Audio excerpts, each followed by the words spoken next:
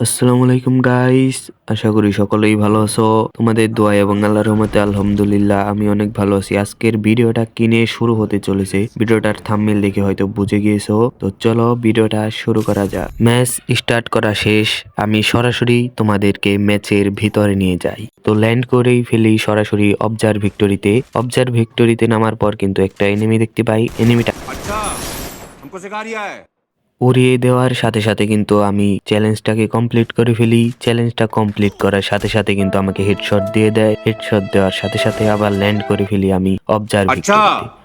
আবারও কিন্তু আমি আমার লুট বক্সে নেমে যাই। লুট বক্সে নামার পর দেখি কিন্তু সামনে সেই এনিমিটা যাকে কিনা আমি চাঁদের দেশে পাঠিয়ে দিছিলাম। সেই এনিমিটাকে দেখে কিন্তু একটু সামনের দিকে চলে যাই। এরপর কিন্তু ওকে গুলি করি, একটু ড্যামেজ খায়। হালকা পাতলা ড্যামেজ দেওয়ার পর কিন্তু এখান থেকে আমি এমপি40 নিয়ে চলে যাই। চলে যাওয়ার পর কিন্তু সাথে সাথে উঠে যাই লঞ্চ পেটে।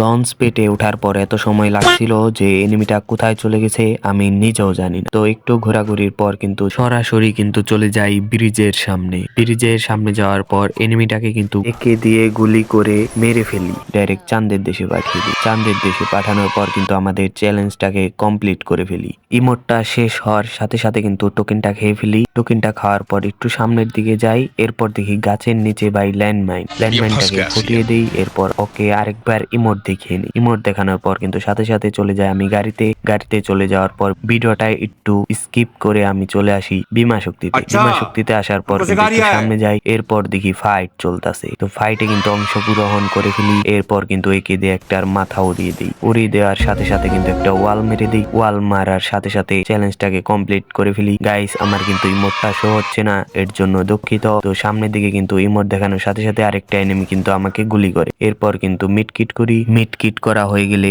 ভ্যাস হেলমেটটা মেরে নেই। ভ্যাস হেলমেট মারার পর কিন্তু একটু সামনে চলে যায় গ্লোয়াল দিয়ে সামনে যাওয়ার পর দেখি এনিমিটা কিন্তু ডান পাশে ये फंस गया सी ওকে কিন্তু একটা একের হেডশট দিয়ে দিই।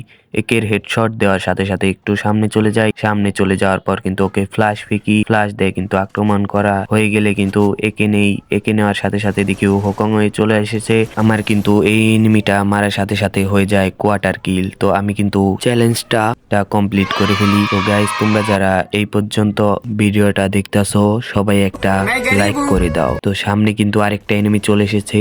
এনিমিটাকে কিন্তু আমি গুলি করি। এরপর কিন্তু ওকে গাড়িতে থেকে কিন্তু 115 একটা একের হেডশট দিয়ে দিই।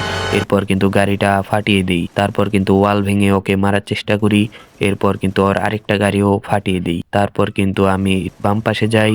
বাম পাশে যাওয়ার সাথে সাথে কিন্তু আমাকে ড্যামেজ দিয়ে দেয়। ড্যামেজ দেওয়ার সাথে সাথে কিন্তু ওকে হেডশট দিয়ে দিই এবং কি চ্যালেঞ্জটা কমপ্লিট করে ফেলি। তো গাইস এই চ্যালেঞ্জিং ভিডিও করা কিন্তু অনেক ভয়ানক একটি বিষয়। তোমরা যারা আমার চ্যানেলে নতুন আছো সবাই একটা করে সাবস্ক্রাইব এবং লাইক করে দাও। একটু সামনের দিকে যাওয়ার পর দেখি আমার সামনে দিয়ে একটি গাড়ি চলে যায়।